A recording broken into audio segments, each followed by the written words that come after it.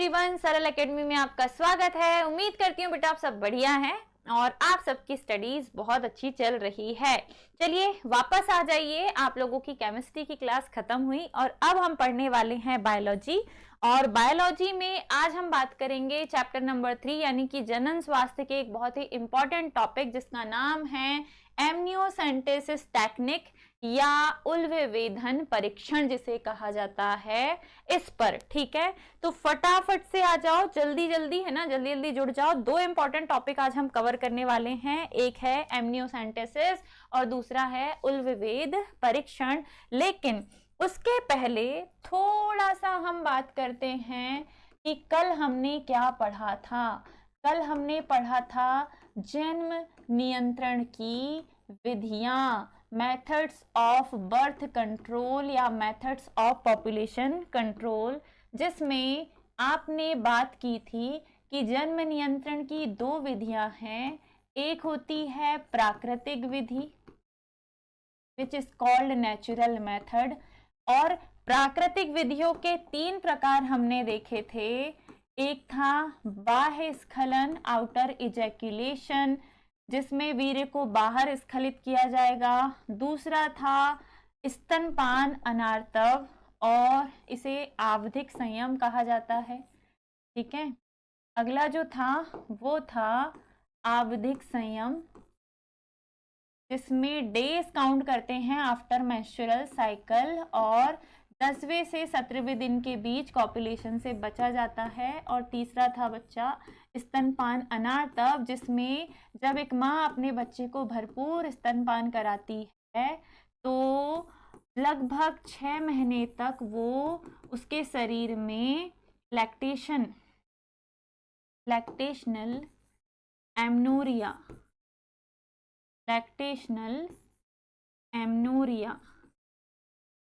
कहा जाता है। जब एक माँ अपने बच्चे को भरपूर स्तनपान कराती है तो उस दौरान उसके शरीर में अंडोत्सर्ग की प्रक्रिया नहीं होती, एस्ट्रोजन प्रोजेस्टेरोन नहीं बनते, गर्भाशय का अंतः स्तर नहीं बनता। तो इस प्रकार से भी बर्थ कंट्रोल किया जा सकता है। दूसरी जो विधि है बेटा वो है कृत्रिम विधियां, जिनमें हमने 5 विधियों की बात की थी। पहले नंबर पे आपने पढ़ा था रोधक यानी कि वेरियर के बारे में, जिसमें अंडाणु और शुक्राणु के मिलन को फिजिकली रोका जाता है।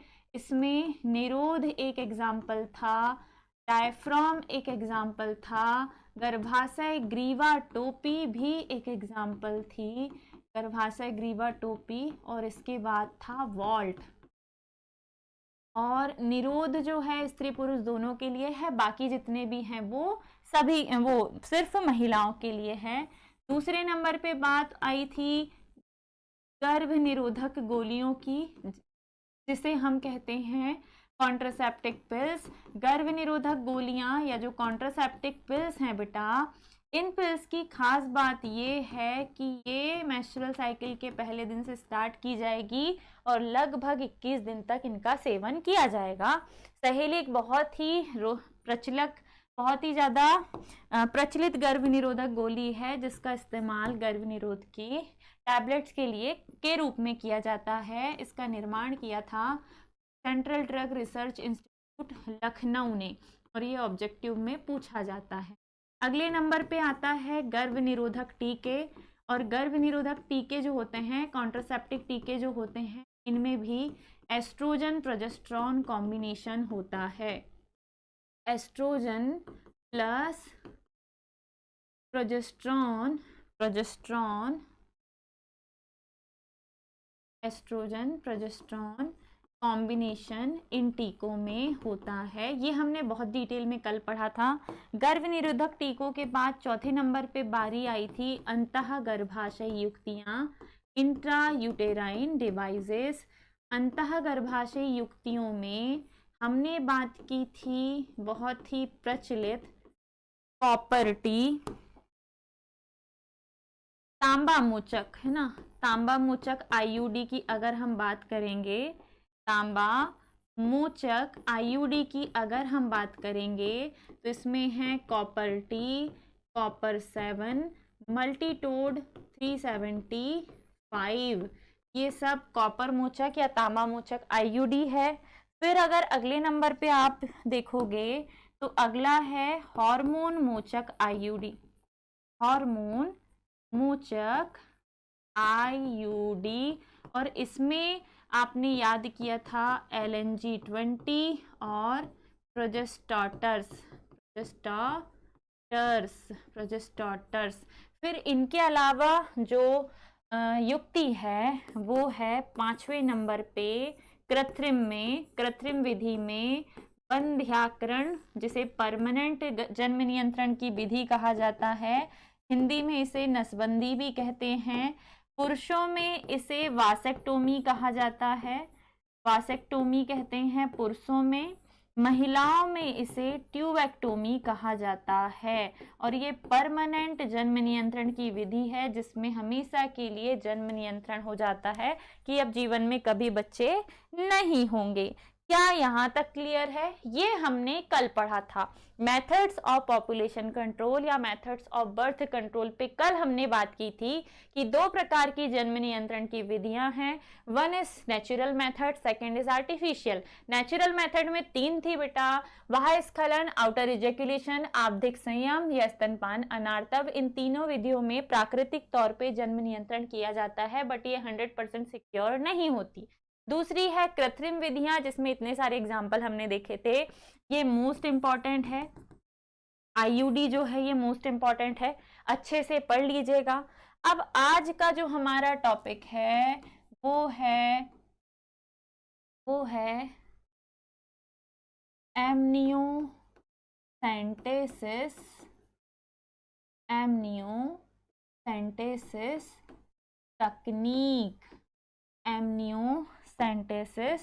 तकनीक।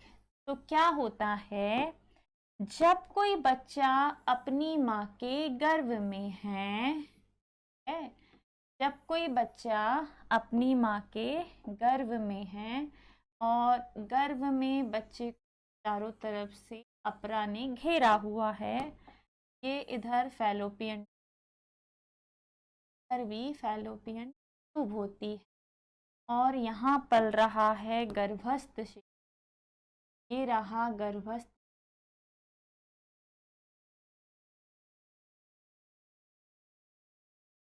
ये है बच्चा गर्भस्थ शिशु और ये अपरा के सहारे, अपरा से जुड़ा हुआ एक एमनिकल कॉर्ड के थ्रू ना,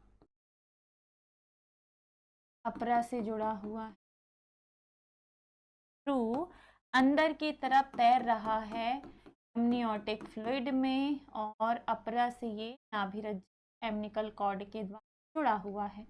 ठीक है, चलो ध्यान से देखना, ध्यान से देखिएगा। ये है बेटा गर्भाशय, विच इज कॉल्ड यूटेरस। इधर होता है योनि मार्ग।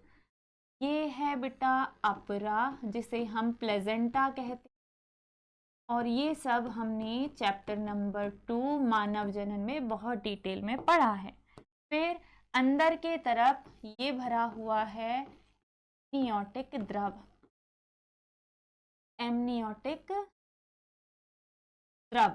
एमनियोटिक द्रव यहाँ भरा हुआ है। ठीक है, चलो कोई तो प्रकट हो जाओ, कमेंट करके बताओ सब ठीक है। और यहाँ पल रहा है भ्रूणीय शिशु, भ्रूण, ठीक है, भ्रूण यानी कि भ्रूणीय शिशु, और इसके चारों ओर भरा हुआ है एमनियोटिक द्रव।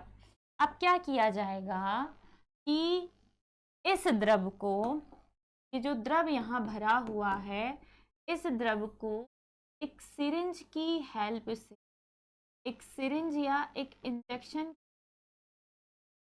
निकाला जाएगा, एक सिरिंज या एक इंजेक्शन की हेल्प से निकाला जाएगा। ये रही भैया सिरिंज,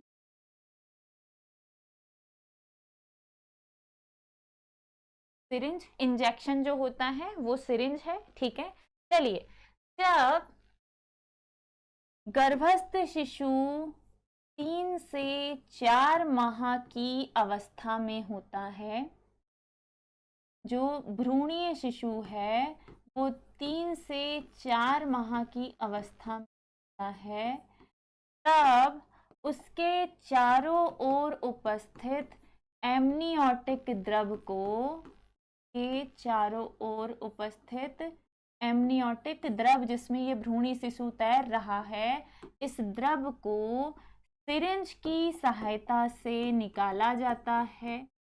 सिरिंज की सहायता से निकाला जाता है और फिर इस द्रव का लैब में गुणसूत्रीय परीक्षण किया जाता है।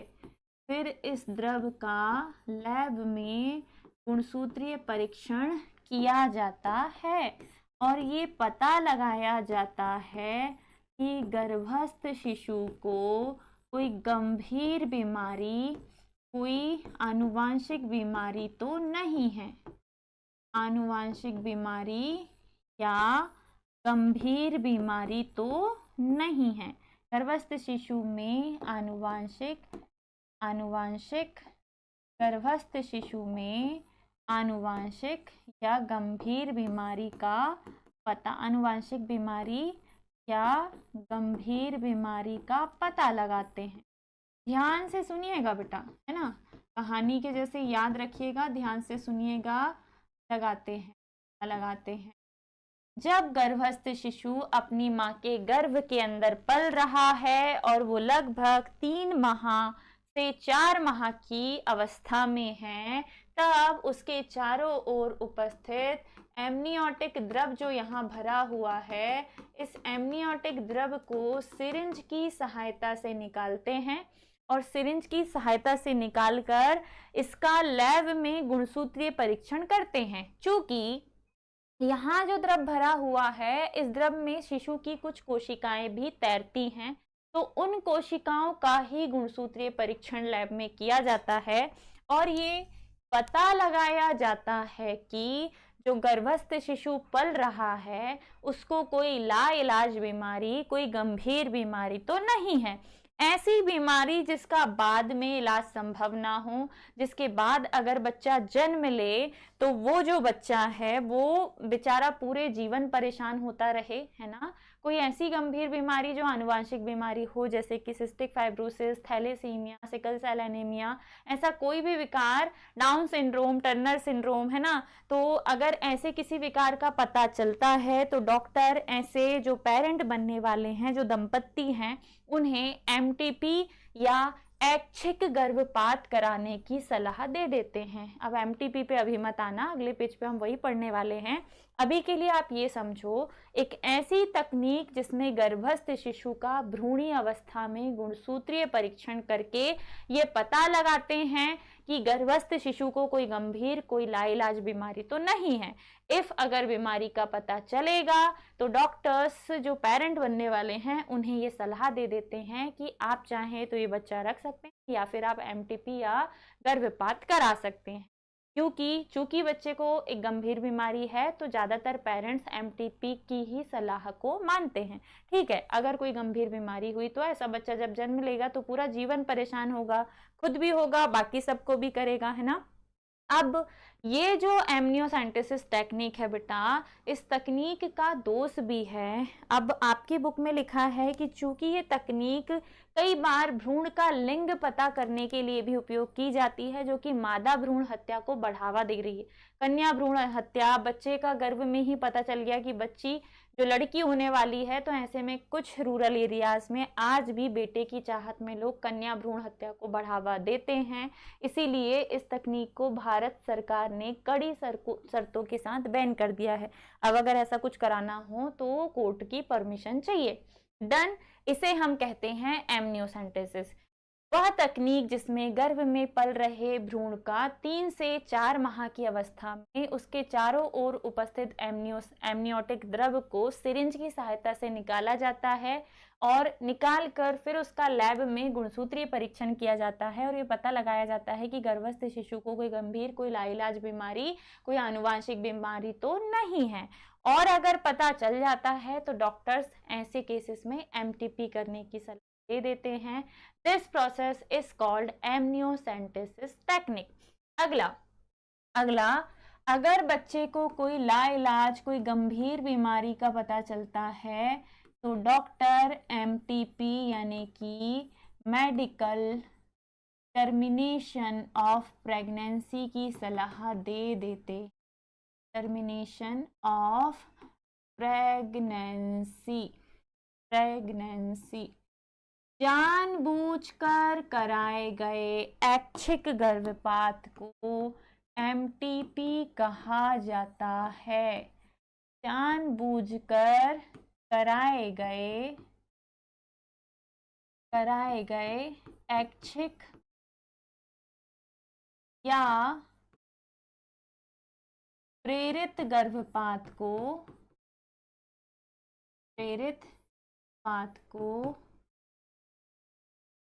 एमटीपी कहा जाता है। और जनरली एमनियोसेंटेसिस अगर तकनीक द्वारा अगर जांच की जाती है और ये पता चलता है कि बच्चे को कोई गंभीर बीमारी है तो ऐसे केसेस में एमटीपी कराने की सलाह दे दी जाती है। एक और वर्ड आपको मिलेगा दैट इज मिसकैरेज या स्वतः गर्भपात।